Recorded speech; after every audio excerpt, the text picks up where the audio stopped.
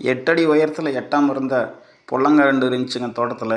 அதை இன்றைக்கி அறுவடைக்கோசரம் அதை பொறிச்சாச்சுங்க. அது இல்லாமல் கீழே இருக்கிற புல்லங்காலாம் பார்த்தோமா இன்னும் கொஞ்சம் முத்தாமல் பிஞ்சாகவே இருக்குதுங்க. இன்னும் 2-3 நாள் கழிச்சு அதையும் பொறிச்சிக்கலாங்க. அதுக்கப்புறம் பார்த்தோம்னா எப்பயும் போல் நம்ம பீக்கங்காய் செடி இருந்துச்சுங்க. அதில் ஒரு 2 காய் இருந்துச்சுங்க. அதை சமையலுக்கு பொறிச்சாச்சுங்க. கொடி பீன்ஸ் அது கொஞ்சம் போட்டிருந்தேங்க. அது இன்றைக்கி ஒரு 20-30 காய் ஆயிடுச்சுங்க. அதுவும் சமையலுக்கு பொறிக்கலான்னு சொல்லிவிட்டு அதையும் எல்லாம் பொறித்து இன்றைக்கி அறுவடையை சிறப்பாக முடித்து சந்தோஷமாக வீட்டுக்கு எடுத்துகிட்டு போயாச்சுங்க. அதோடு பார்த்தோமா நம்ம சேலத்துலேங்க வர ஞாயிற்றுக்கிழமை விதை திருவிழா போடுறாங்க. ஆர்வம் இருக்க விவசாய தோழர்கள் நீங்கள் கலந்துக்கிட்டு இந்தியாவில் இருக்கிற அத்தனை பாரம்பரிய விதையும் பார்வையிட்டுட்டு நமக்கு தேவையானது வாங்கிக்கலாம் அப்படிங்கிறத சொல்லிவிட்டு இந்த வீடியோ முடிச்சுக்கிறேங்க. நன்றி, வணக்கம். காப்போம். Support and subscribe customer care YouTube channel. Thanks to watch.